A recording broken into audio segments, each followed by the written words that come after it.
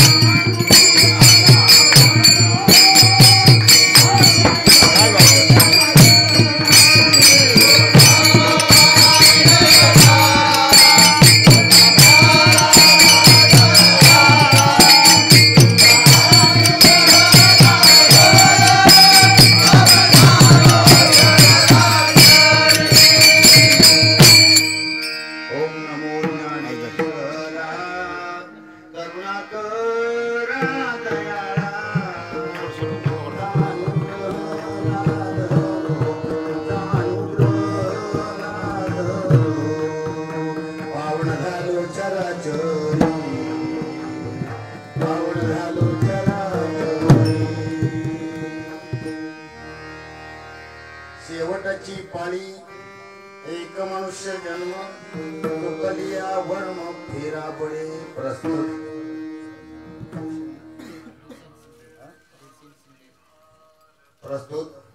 भीमसेन शिंदे यांच्या तृतीय पुण्य स्मरणाच्या निमित्तानं त्यांच्या चिरंजीव लखनभाऊ शिंदे आणि सर्व परिवार यांच्या प्रित्यर्थ ही सेवा सादर करण्यात आली आणि त्या निमित्तानं निवडलेला जो अभंग आहे ते पंढरपूर निवासी देवाचे लाडके भक्त नामदेव राय यांचा हा 4 चरणाचा अभंग. या 4 चरणाच्या अभंगाच्या द्वारा नामदेव राय मनुष्य देहाची प्राप्ती कशासाठी आहे आणि किती अवघड मनुष्य देह आहे ते सांगताय. एवढंच नाही, ह्या मनुष्य देहामध्ये आल्यानंतर आत्मारामाची जर प्राप्ती करून घेतली तर शेवटच्या चरणामध्ये त्यांनी सांगितलं देव स्वतः ज्यांनी आत्मारामाची प्रचिती प्राप्त करून घेतली त्याच्या घरी देव स्वतः काय करतो, घेऊनिया करी सुदर्शन. पण त्याच्यासाठी आत्मारामाची प्रचिती प्राप्त करून घेणारा कसा वागला पाहिजे संसारात. त्यांनी 3ऱ्या चरणात सांगितलं संसारी असावे आसोनी नसावे आणि कीर्तन किंवा भजन करावे वेळोवेळा. अशा पद्धतीनं जर वेळोवेळा वेळ अवेळ न पाहता देवाचं चिंतन केलं तर त्याच्या घरी देव घेऊनिया करी सुदर्शन. त्याच्या घरी सुदर्शन घेऊन देव उभा राहील. एवढं सामर्थ्य भक्ती प्रेमामध्ये. विठाला विठाला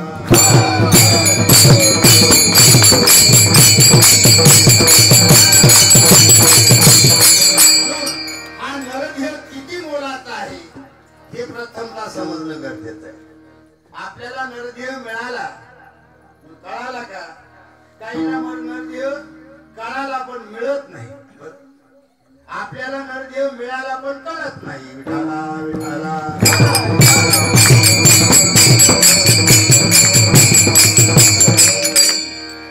प्रत्यक्षात स्वर्गीचे देव या नरदेवाची इच्छा करतात. स्वर्गीचे अमर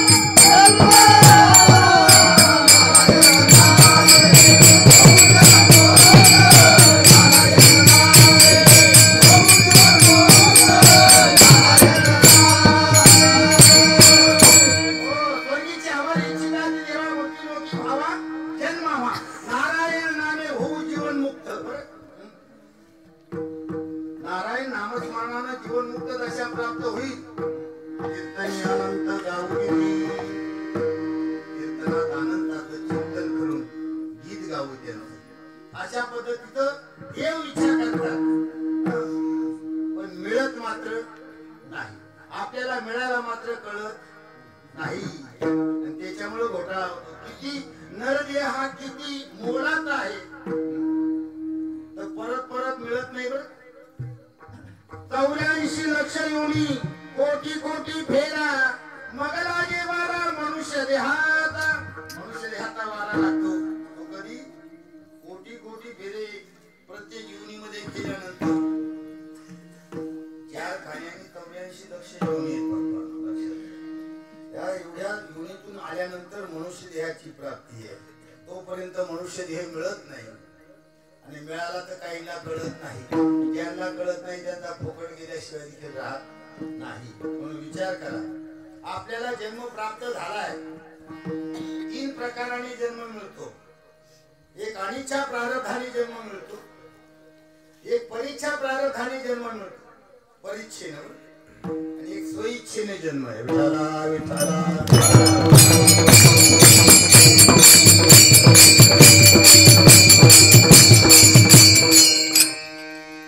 परीक्षेने जन्म घ्यावा लागतो देवाला. देव परीक्षेने जन्माला येतो आणि आपण सर्व मंडळी जन्माला येतो ते अनिच्छेने. आपली इच्छा नसताना जन्म घ्यावाच लागतोय आपल्याला. विठाला विठाला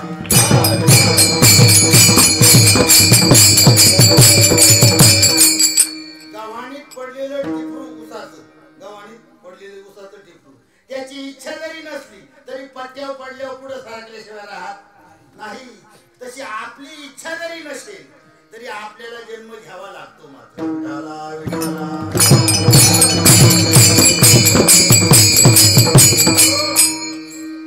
आणि देवाला परीक्षेनं, साधू संतांच्या इच्छेनं देवाला जन्माला यावं लागतं.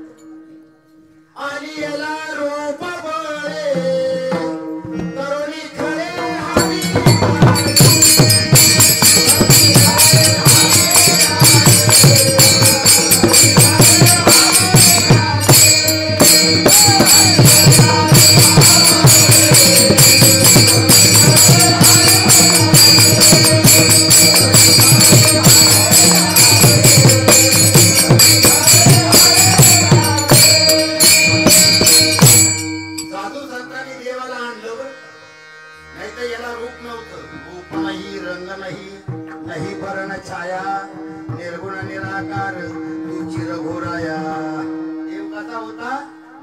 निराकार होता.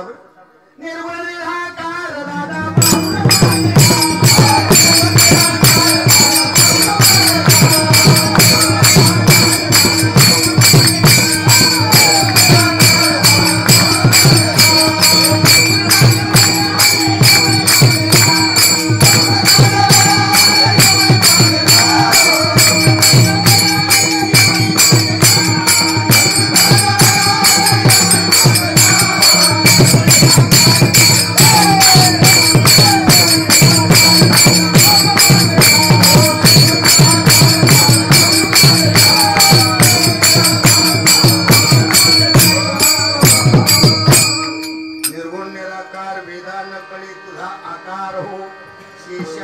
श्रमली श्रुती नकळे तुझा पाडहो राजस विठाबाई माझे ध्यान तुझे पायी हो राजस विठाबाई माझे ध्यान तुझे पायी हो असा निर्गुण निराकार देव आणला कोणी परेच्छेनं साधू संतांच्या इच्छेनं रूपाला यावं लागलं देवाला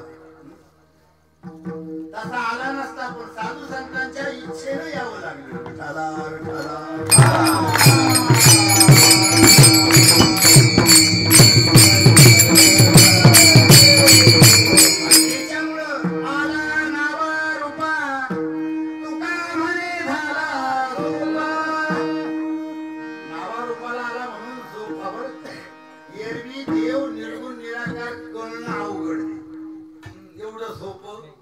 नाही म्हणून सोपा देव केला तो संतांनी केला परीक्षेनं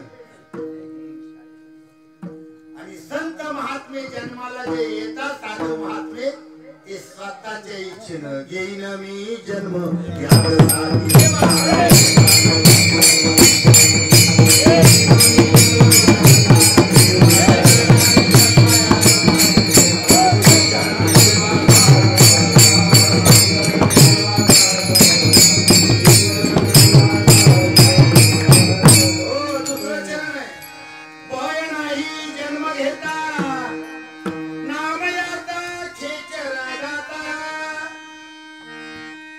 साधू महात्म्याला जन्माचं भय राहिलं नाही भय निघून गेलं जीवाला जन्माचं भय का तर जीवाला काळ खातो महाराज जीवाला काळ भक्षण करतो साधू महात्म्याला काळ भक्षण करत नाही या देहाला स्थूल देह म्हणतात बरं हा स्थूल देह कोणाचा कधी भक्षण होईल कसा भक्षण होईल कधी जाईल सांगता येत नाही तीन प्रकाराने ह्या देहात देह जातो मिळालेला देह तीन प्रकाराने विठाला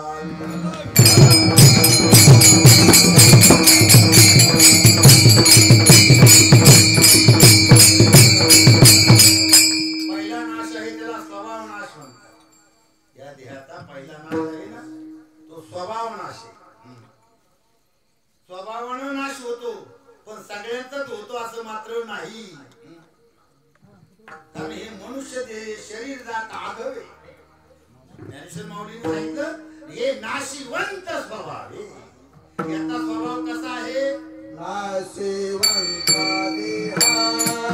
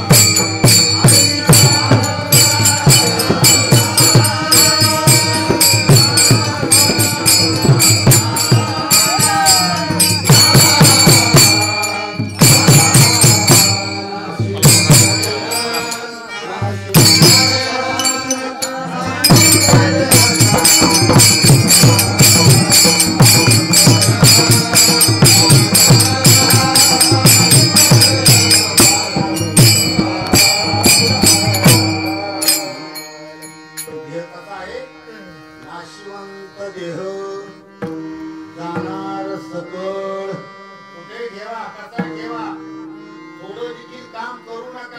पूर्ण रेकॉर्डिंग होते ना कंटिन्यूअस. हां चालू ठेवा. खायचं झोपायचं जरी म्हटलं ना, जो खातो ब्लूटूथ आहे ना शेअर करायला. लवकर नाचतो. माझी बॅटरी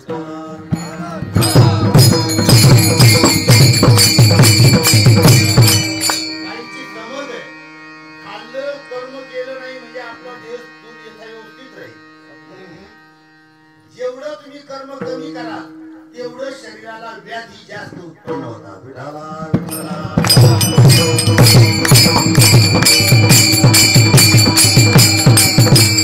कारण हे शरीरच मुळी मिळाले कर्माचं शरीर आहे. आता कर्मी जे उडाले आणि ते जर तुम्ही टाळत असाल तर तुमचं शरीर राहील होय. त्याच्यासाठी दिलं, त्याच्यासाठी जर खर्च नाही केलं तर काय होईल?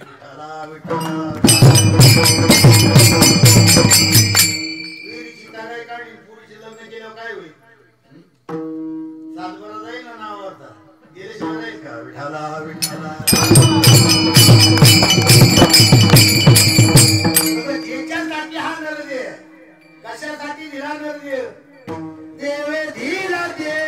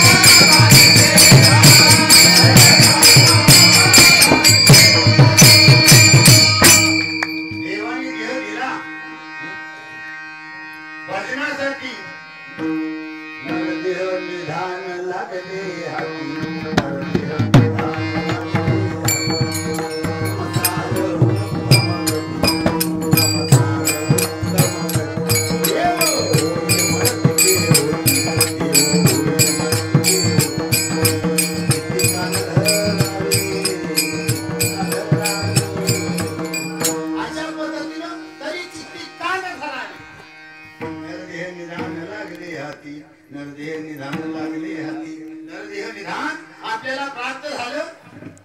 चित्तामध्ये देवाचं दर्शन, देवाचे पाय आठवले पाहिजे. नेमकं तेच कळत नाही म्हणून सगळ्यांचा देह जात असताना स्वभाव नाशानं जात नाही.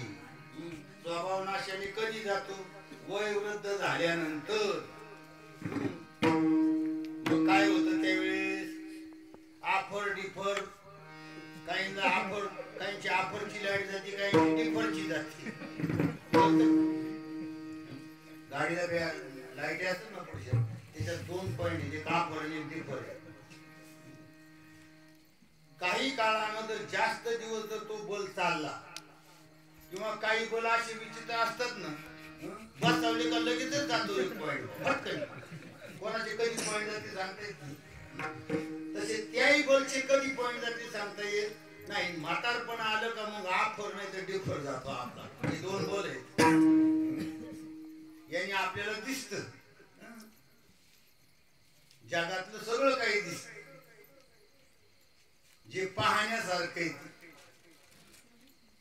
पाहता नाही दिसत यांनी, पण पाहणं दिसल्याशिवाय राहत नाही. विठाला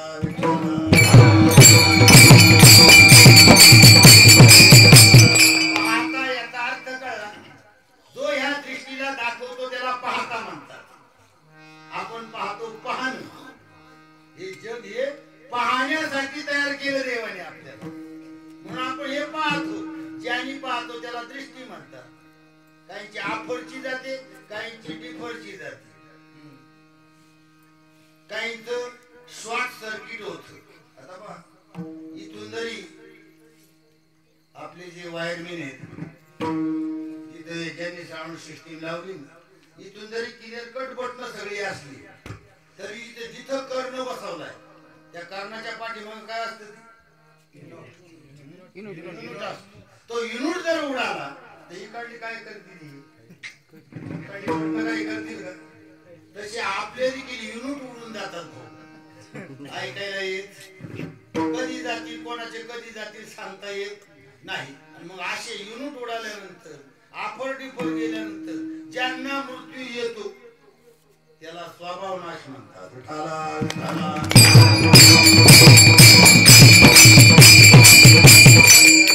वय झाल्यानंतर मृत्यू येणं हे सगळ्यांच्या भाग्यात नाही.